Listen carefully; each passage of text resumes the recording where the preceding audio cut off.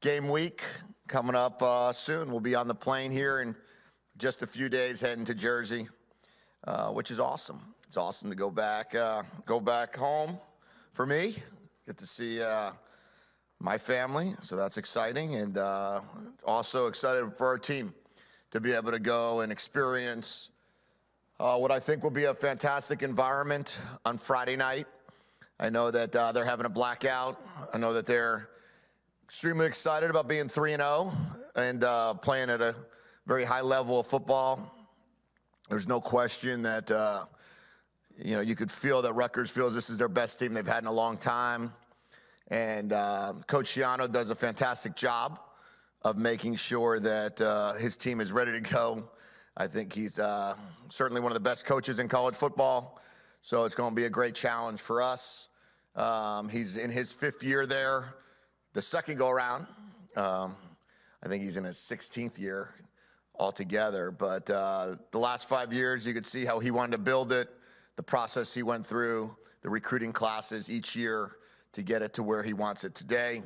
Our team's excited about going out there, excited about our first Big Ten road game, and then really know that we've got to play our best football. We've got to bring our brand of football that we're trying to work through right now in our process of being disciplined and being physical, and we need to finish a few more plays. And then on the same token, continue to play good defense, continue to play good ball control on offense, continue to be one of the more explosive offenses in the country, and then also find a way to sustain a few more drives. So definitely excited about this opportunity on Friday evening, but also know we got a lot of work to do between now and then. How much family do you still have out there? And is there a chance for a team dinner at somebody's house on Friday night? Well, we can't have a team dinner because we'll wind up. We get in a little bit later on Thursday night, but I think we have about 50 people coming to the game with family and friends' kids and all of that. So high school coaches, and so it should be fun. And then obviously it's Steve's alma mater as well. So there's a lot of tie there, but for the most part, it's just about bringing our Washington team over to New Jersey and then seeing how well we can play there. Do you have a history with Greg Schiano at all? I've known Greg for a very long time. I've gotten to know him through the years at different places, but never worked with him. And, I don't know how many times I could even think about that we ever played against one another when he was a coach, but I've known him for a very long time, really since he became the Rutgers head coach. Do you make it back there a lot still, or to New Jersey? Yeah. I mean, my mom lives there. Unfortunately, I lost my brother the first day of spring ball this year, but prior to that, we would go back. I'd go back a lot to see him and see my mom. So they're both. It's my only sibling, so it's just now it's just my mom. So yeah, I'll be out back there, and all my friends are there. So we always go back in the summer and the holiday season and whatnot. Have you talked to Steve Belichick about his football experience, sir? Not much. We haven't talked much about that. No. After looking at tape, both offense and defense, what stood out to you the most? I'll continue to start with our defense. They certainly played an extremely high level. Really. They didn't let them drive the ball at all. The points they got, one was on a safety, and one was after a fumbled snap that they got the ball on the 30-something yard line and held them to a field goal. And those were the only 5 points that Northwestern had. They had the goal line stand, but that's based on a 90-yard kickoff coverage or kickoff return. So I think defensively we swarmed the ball. We disrupted the passer. We had a bunch of TFLs, a bunch of sacks. And a couple interceptions, and thought our defense just played exceptionally well. Offensively, I think we did a lot of good things really well. We hit some, early. We were playing at a really high level, hit some explosive plays down the field, hit some red zone passes. Unfortunately, got stopped on a 3rd and 3 on the 3. And then, after that, had another chance and fumbled the ball before the half was over, and then had a chance to kick a 52-yarder to make it 20-2, I guess it would have been at halftime, and made it, and then had to kick it again. The second time it didn't hit on that. So came back in the second half, played pretty good. At times had a really, really nice touchdown drive, and then again, you get to the end of the game, and we just wanted to use the clock, and we wanted to stay healthy and try to use as much as the fourth quarter clock running the football as we could. Got down to the 9-yard line or so didn't convert on a 4th and 1, but I think for the most part, we had a really good 4-minute offense, finished the ball, took a knee at the end. Jedd, the grounding call was preceded by a false start and Denzel fair catching that punt on the 6. Do you want him making that fair catch there, or is there a zone where you just want to let it drop and bounce in? Yeah, we tell him anywhere we want to put your heels on the 5.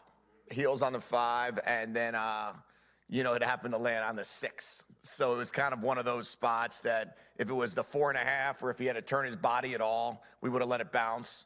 But when you're on the 6, that's about right. You like the 6 yards is plenty good enough to run normal offense. And then we wind up false starting on the first play of that sequence. So now you're on the 3. And at that time, probably should have ran the ball there on the 3-yard line, get back to, let's call it the 5 or the 6, and then figure out what you wanted to do, what I wanted to do there. But, the grounding penalty was one in which, they did a good job holding Jonah up in the flat there when we were running the boot. And so he wasn't able to get out. And Will couldn't see that he couldn't get out because of the pressure came so fast in his face. So that was an unfortunate one that we'll all learn from. Health-wise, are you getting anybody back this weekend? Expectation is Durfee's back. Expectation is Fowler will be back. And then we're waiting on the others that couldn't play. But the expectation is those 2 guys should be good to go. Quentin is still a real question. Yeah.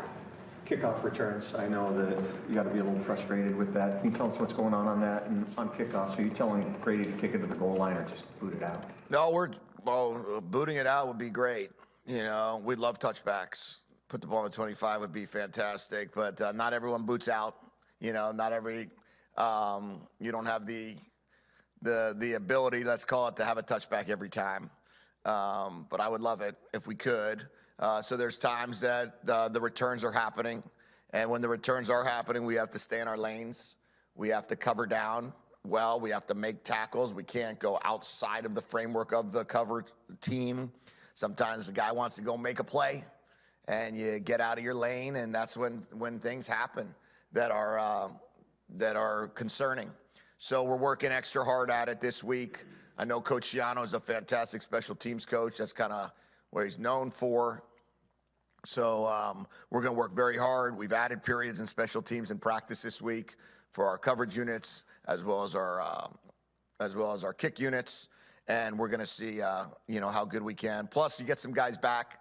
Anthony Ward, I think, will be back as well. So it looks as if we're going to get 3 of our best special teams players back this week as well, which should help. How about Quentin Moore? Sorry if you didn't address that. I don't think so. I don't think Quentin's going to be able to go yet, unfortunately. Kyle Monunga is one of the best running backs in college football. What are you doing this week in practice to prepare for him, and what do you need to see from your defense to slow him down? Well, our defense gets to go against Jonah every day, and our defense gets to go against Adam Muhammad when Jonah's not in, or Cam Davis when Jonah or Adam's not in. And then they get a break and they get to go against Jordan Washington or Sam Adams, so there's really not a break. And then they have Daniel Nagata giving a great look. So what I'm most excited about is the fact that our defense has seen all throughout spring and all throughout training camp a really good stable of running backs. And they've also seen a quarterback when DeMond is in, that they have to defend the quarterback as well. It gives us an ability when you go against quarterbacks that are dual threats or quarterbacks that can run. They get to see that in scout team as well as all the different backs. So I think that we have some really good backs, as do they. And I would imagine that our defense has been preparing for those moments when they've gone against some of the elite backs that we have here as well. Are you thinking Mikel Esteen might be out a while too, or is he No, I don't think it's a while. That's a day-by-day situation. We're just waiting. It's a bruise. It's a significant bruise, contusion that we have to make sure he can make it back. Probably, my guess is it's a week. We'll have an 8-day break in between Friday and next Saturday.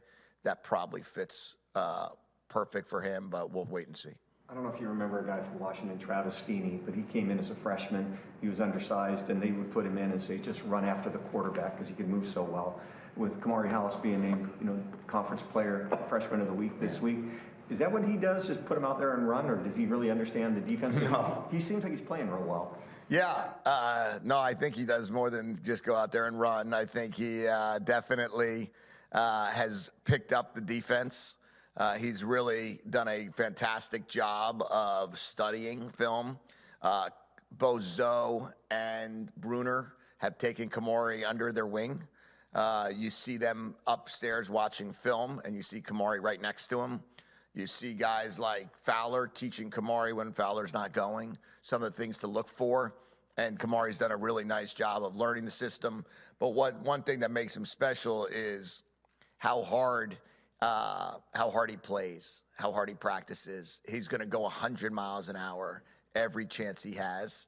And for that, it gives us a great chance. And that's how he found the ball that one time on the interception. Jedd, you mentioned that you thought you should have run the ball before the grounded call. We talk a lot about your take on players' evaluation. How do you kind of evaluate yourself as a play caller after 4 games, the job you're doing? I don't evaluate. I've called 12 years of games. I'm not going to evaluate with the 4 games. I say that we could have run the ball there, and looking back on it, you'd love to say, in that situation, probably where the score was. You run the ball, but I don't worry about evaluating play calling. That's what you guys do so well. We've seen Justin Harrington on special teams. Curious where he's at in terms of the rotation at safety on defense and kind of how he's adapted to things here. He does. He's done a nice job. He's done great things on special teams. He's extremely athletic. He's worked his way into the rotation, both at a little bit of a linebacker dime position for us, as well as that third safety position when we go into some 3 safety sets or 3 safety defense. He's done well. We've been very fortunate. Mikel's was playing really well before he got a little banged up. Cam Fab is playing extremely well. Cam Broussard is playing really well. So I think our safety room has looked real good at this point. Vince Holmes has come in as a redshirt freshman and made some big impacts as well. So it's nice to see the amount of guys that are making impacts. And as we continue to go through the process of finding different players for different areas to do different things, we're going to continue to play some young guys, some older guys, and see what it all looks like as we're building the program.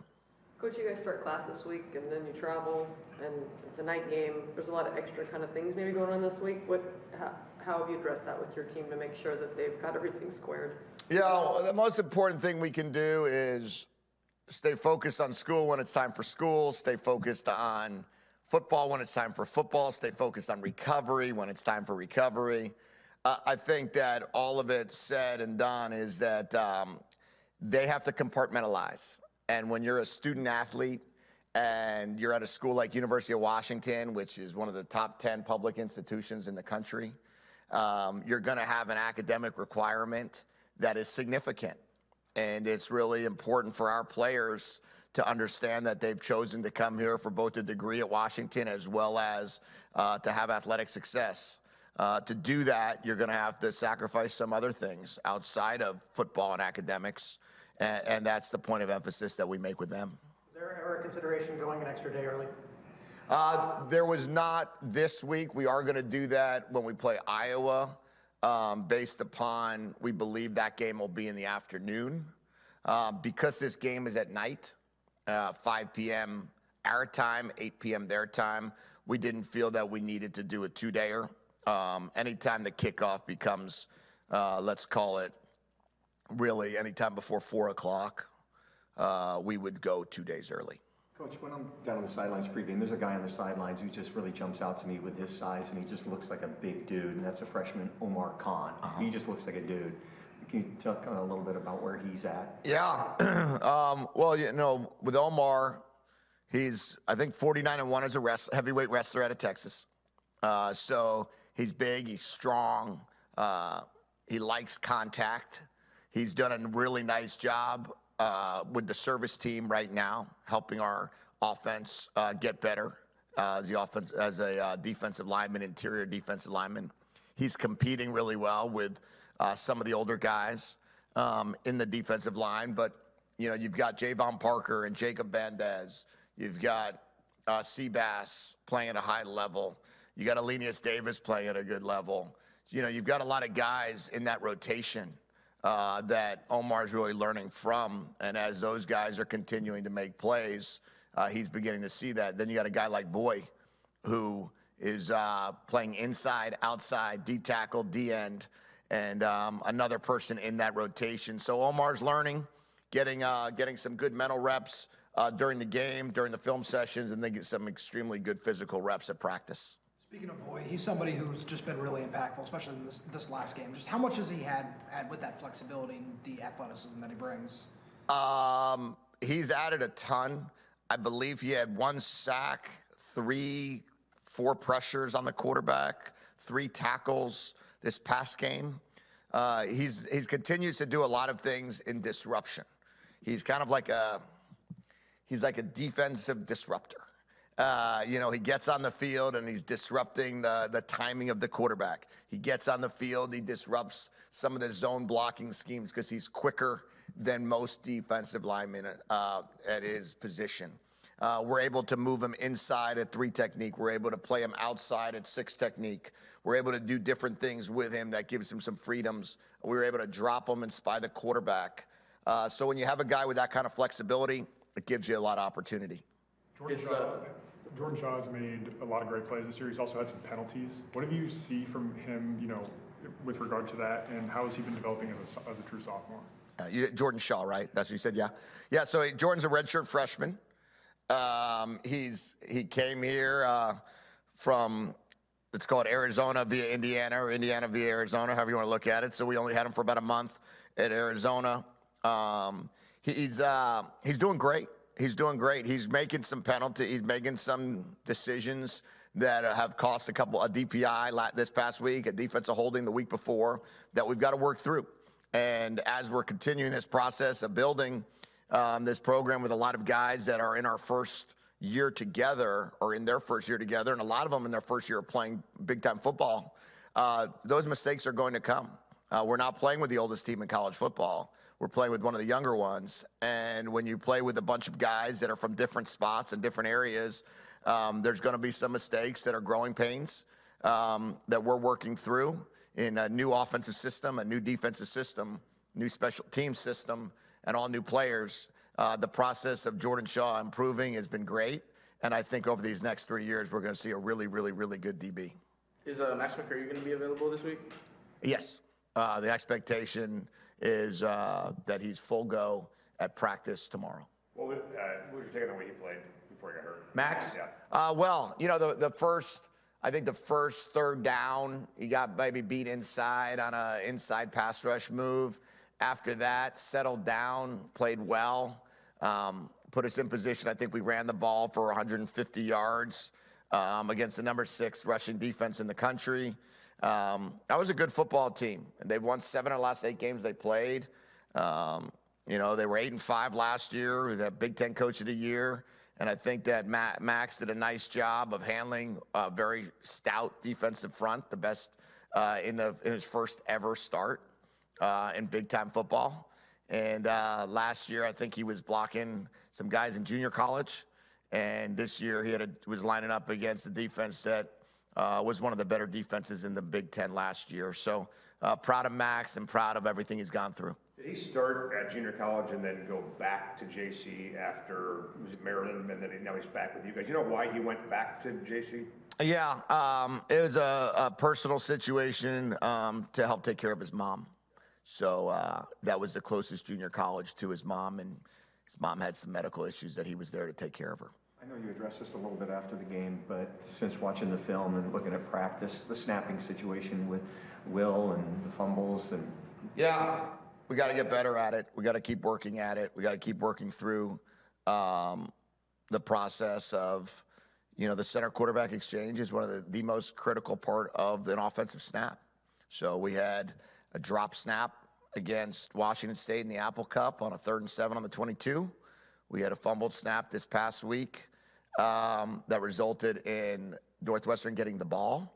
We had another fumbled snap that resulted in us falling on it for a 6-yard loss. And we had a bobbled snap that ended up with a 15-yard scramble, but it still concerns me. So we'll continue to work through it. It's been 2 different centers, different quarterback, Will with both centers, I should say. So we're going to continue to work through it, and hopefully this week will be a little bit better than last. Is the issue the different centers, or is it just a different generation of quarterbacks that don't grow up under center? I don't know the issue there. I think that I think that it's not that big of an issue right now. We got to just make sure that we continue to improve in that area, and probably these are some growing pains that occur when you're asking guys to do a lot of things that are new. I don't know how many times at Portland State they were, taking the snaps under center, or I don't know how many times that Landon Hatchett was lining up against, Washington State and snapping the ball.